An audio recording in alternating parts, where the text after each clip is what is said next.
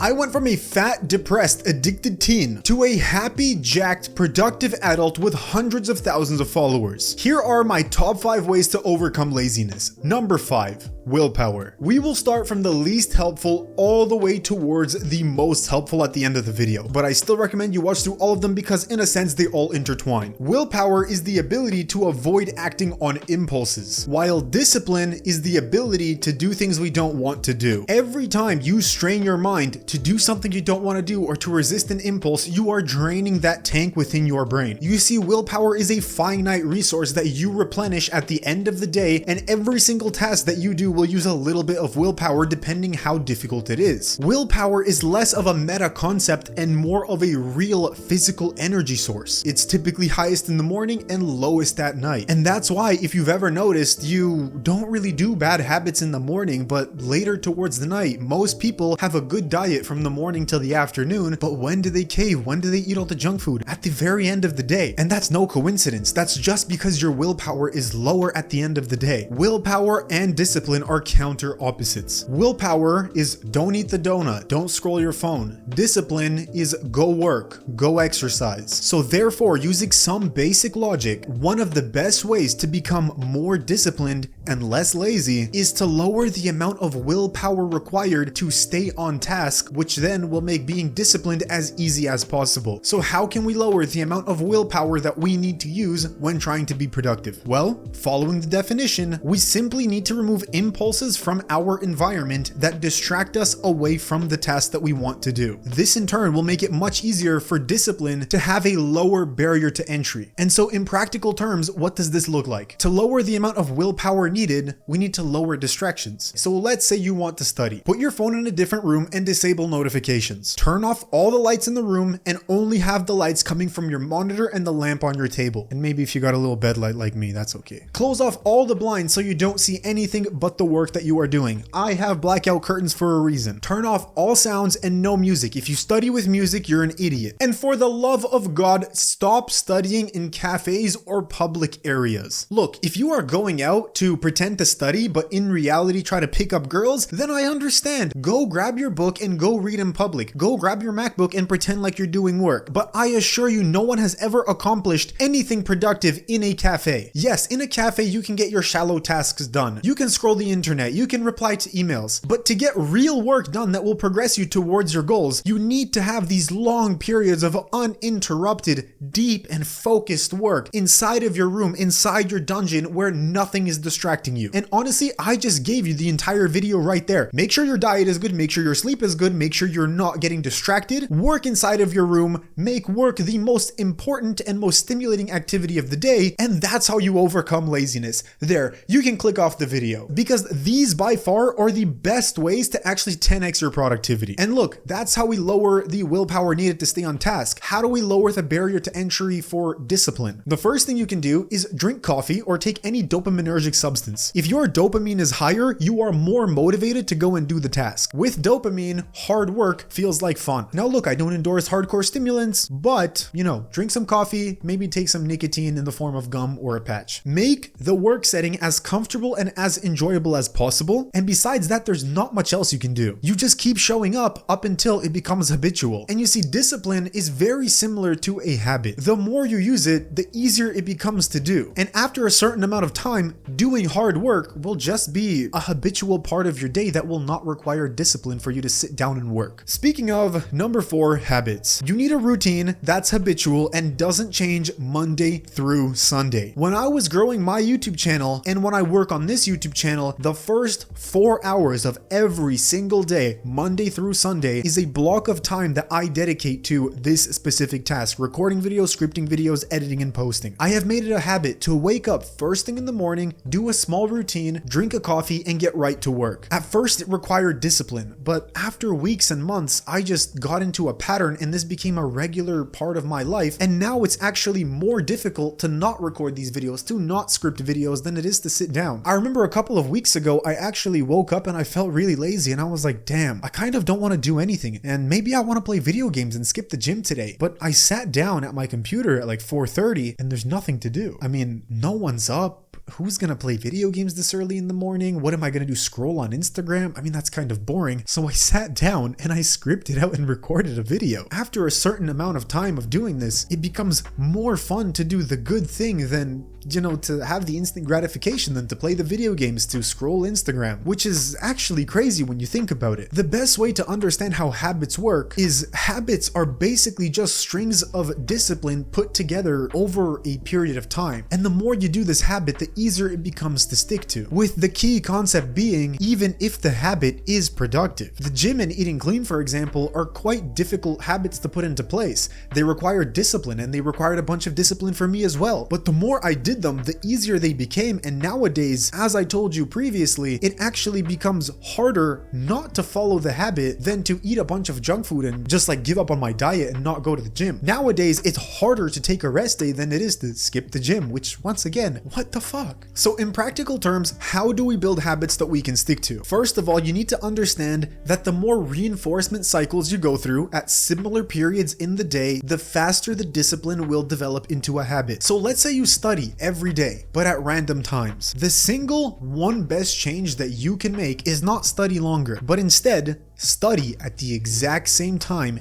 every single day. You need repetition and consistency. So instead of studying 6 hours Monday, Wednesday, and Friday, split it up into 2.5 hours daily, or even 2 hours daily, and do it every single day at the exact same time. Less work that's more consistent day to day will 10 times out of 10 yield better results than more work crammed into a single day. Like imagine a guy that wants to lose fat. What's better and easier for him? Doing 2 hours of cardio on Monday and then 2 hours of cardio on Friday, or just doing 30 minutes of cardio every single day? I'd argue that 30 minutes of cardio is far more superior, even though the total amount of cardio he's doing, if he does 30 minutes per day, is less than the guy who does 4 hours in a week. But I still think he would burn more fat because he's more recovered for those cardio sessions and he becomes more efficient. And at the end of the day, I think the first guy would also just quit within the first hour, so that's that. Number 3, diet. For these last 3 points, you need to understand the concept of brain points. Imagine a coin where heads is discipline and tails is willpower. Brain points is the combination of these two in a single currency. This is something you carry with you every single day. Every time you do anything that requires any sliver of thought, you use up brain points. And the harder the task is, the more brain points it requires. If you don't have the habit of going to the gym every day, then going to the gym will require basically 40 brain points every single day. Or let's say you are straining your mind by avoiding junk food. You crave junk food, but you resist it. That took up 20 brain points. Typically, most people wake up with 100 brain points. By the time you go to sleep, you have maybe 5 brain points left. And once you sleep, you wake up refreshed with 100 more brain points. Now here is the trick. There are ways to increase your brain points, to increase your discipline and willpower. You can drink coffee in the morning and that may give you an extra 20, 30 brain points. So now in the morning, you're at 130 instead of 100. You can perfect your sleep. Now you can be up to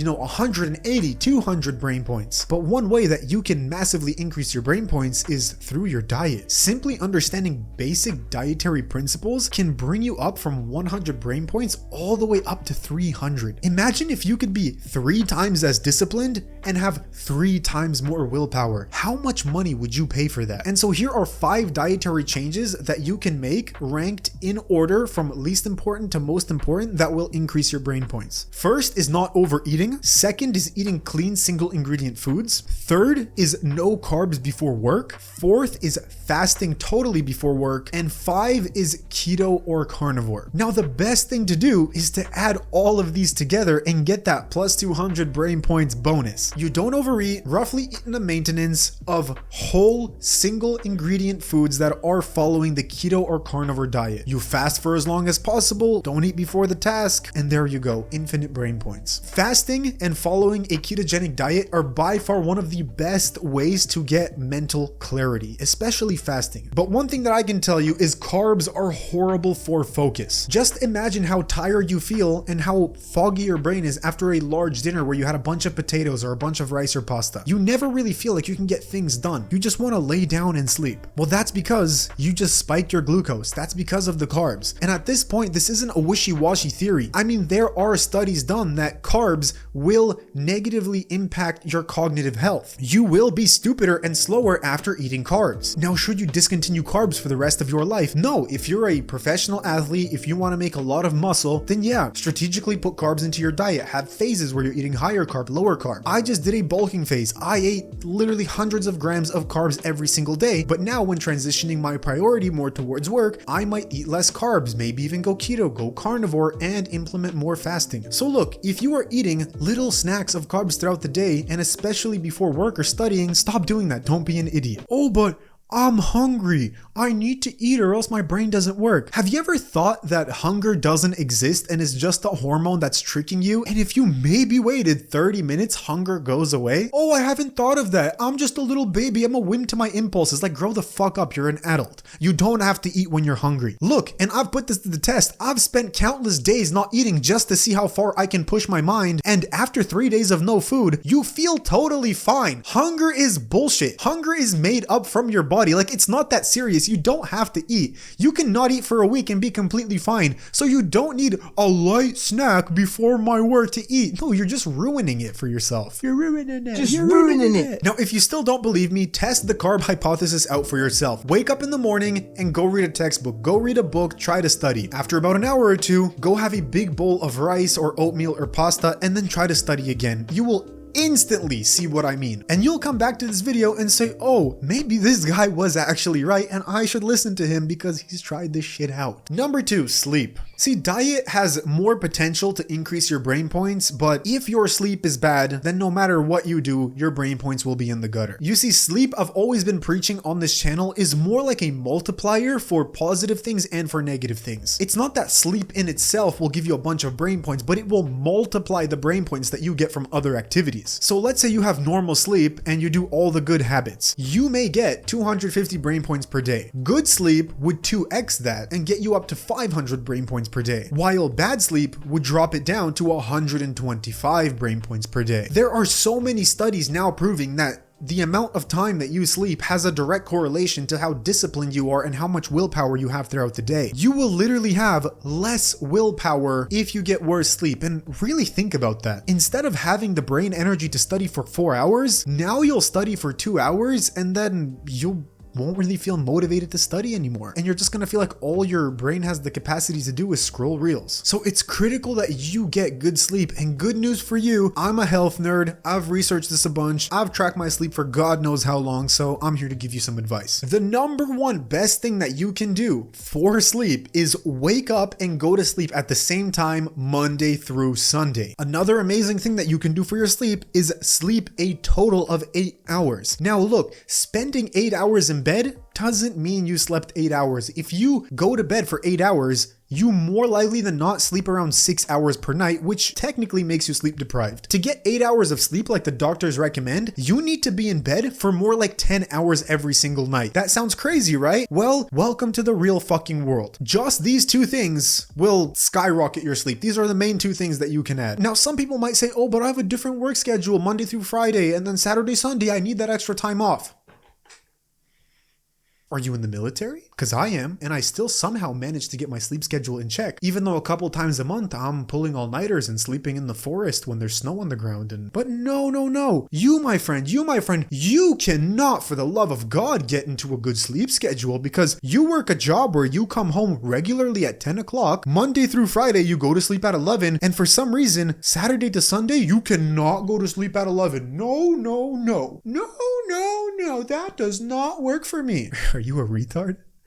Like, look, it's hard to convince people to stop partying, stop doing drugs every single weekend, but the best analogy that I can give for sleep is if you go to sleep and wake up at the same time every single day, you will get the sleep quality of your weekends, but Monday through Sunday. Imagine if you could wake up on a Monday and you feel so refreshed that you don't even want to sleep anymore and you actually want to get up out of bed. You know when you wake up on a Saturday and you got like 10, 11 hours of sleep, you're like, damn, I cannot sleep any longer. Imagine if you could do that Monday through Friday as well. Well, you can. All you have have to do, spend 10 hours in bed and go to sleep at the same time every day and wake up at the same time. Grow up. Stop living like a teenager. Now for the rest of the tips, these are going to be a little bit smaller, but they will make minor improvements to your sleep, maybe by 5 or 10%. Keep your last meal as far away from your sleep as possible, 4 to 6 hours and ideally 8 hours. Don't drink coffee at least 10 hours or more before sleep. Get blackout curtains like I have right here. You want to sleep in a dark and cold room. And finally, turn on the blue light filter on your devices before you go to bed. This is ridiculous. How people still don't do this, it still amazes me. All you have to do is swipe up and press one button on your phone. You install one app on your computer that's free, and you can literally increase your sleep quality by 20% by blocking out blue light. But the screen looks red. I don't want to do it. What the fuck? Number 1, deep work. So what the hell is deep work? Well, first and foremost, it is a book by Cal Newport. But the book is so good that this phrase has outgrown the book and become a common phrase among successful people. Deep work is the accumulation of every single point that I have stated within this video put into one action. Look, personally, I'd really recommend that you read the book. I'm rereading it for a second time right now, and if you read it, you will get much more information on how to better overcome laziness. But if you're not gonna read it, then let me give you the breakdown. This book made me 10 times as productive, and I'm not even over exaggerating. On my last YouTube channel, which was gaming, that sits at around 200,000 subscribers right now, I went from posting one video per week. After I finished the book, I was posting one video every single day with the exact same quality. You see, we don't actually work as much as we'd like to think we do. So next time you have any type of cognitive task like studying, try this out. This is a little experiment that you can do. So let's say you're studying, set a timer for 1 hour, and then at the same time, start a stopwatch. Every time that you get distracted, that you're not studying, that you look somewhere else for more than 5 seconds, every time you check your phone, every time you grab some food to eat, pause the stopwatch, but let the timer keep going. And only start the stopwatch again once you are focused back on the task. After an hour goes by, after the timer runs out, check how much time the stopwatch shows. I really want you to try this because you are going to be pleasantly surprised by how much work you're actually doing. You will come to find that you studied or worked for 1 hour, but in total, you actually were productive for maybe 30 or 40 minutes. You see, as humans doing cognitive work, we can't really do more than 4 productive hours per day. Within the book, it's mentioned that only the geniuses of the world could sit down for 4, 5, or 6 hours and work with focus that was completely non-distracted, 100% productivity. And if you're the type of person that's been telling everyone that you study 8 hours per day, well, I have news for you, buddy. You may have studied for 8 hours with a 20% work efficiency. The idea of deep work is to maximize the efficiency of your work for the time that you allocate to it. It makes much more sense to study for only 4 hours, get good sleep, keep your diet in check, get some exercise, than to spend 12 bullshit hours of so-called work or studying, but then miss out on your sleep, miss out on exercise, eat junk food. At the end of the day, only studying 4 productive hours not only will make you gather more information than you would in the 12 hours, but plus you're adding all of these other important habits that will allow you to retain the information better. I assure you, the 4-hour person 9 times out of 10 gets much more done than the 12-hour person. Deep work is simply this. Find a time where you can allocate 4 hours to relentless, undistracted work Monday through Sunday. For most people, this is going to be in the morning. That's when your willpower is the highest. Personally, my deep work block is from 4 a.m. to 8 a.m., but you will need to experiment with the time for yourself and just see what fits your schedule best. And when you are doing this deep work, prepare it in the exact same way. Make a ritual out of it. If you meditate one day, meditate every day before work. If you light a candle one day, light a candle every day before work. If you drink a coffee every day before work. Because after a period of time, you will do those little ritualistic things and you will automatically be in the deep work flow state. Now, this is where the main part of deep work comes in. Deep work is deep work. What does that mean? That means there are no distractions. Your phone is in a different room. The notifications are off. No one is talking to you. No music is playing. You have earplugs and headphones on. It is as plain as it gets. It's you and the work. Anything that is not the exact task that you are meant to do is a distraction. Now, does this sound extreme? Because yeah, it's supposed to be. But there is a reason as to why we need 0 distractions. Studies have found that if you are focused on a task and you are in a deep state of flow, but you get distracted, let's say somebody enters your room, you get a phone call, call, you check your phone and you see a notification, you get distracted for a couple of seconds, and how long do you think it takes for your focus to come back? What, you got a notification, you look at it for 5 seconds, then you're back to work, right? 5 to 10 seconds, that's the max amount of time it takes out of your day. But that's not what research has found. If you get distracted while in a flow state, it takes you 17 minutes to become as productive as you were before you exited that state. Every single distraction that takes you away from your work task will lower your productivity for 17 minutes.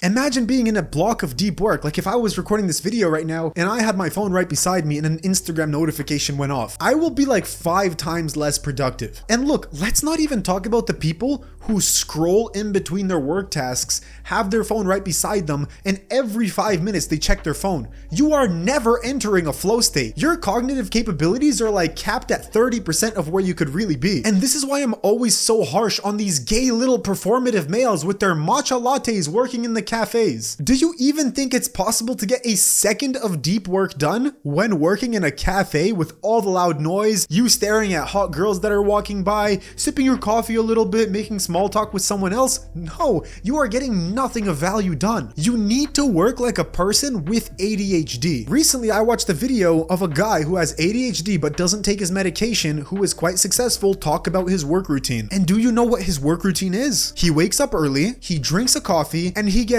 right to work inside of his basement where it's dark, he doesn't have his phone, and all the windows are closed. If it makes someone with attention deficit disorder productive, then it's definitely going to work for us regular people. And now there's so much you can do to increase how productive your deep work is, so I really recommend you pick up this book. It's a total game changer, and if you trust me enough, press the first link in the description, join our school group. There you're gonna find more non-conventional courses on productivity, weight loss, fitness, nutrition that will fast track your journey to success.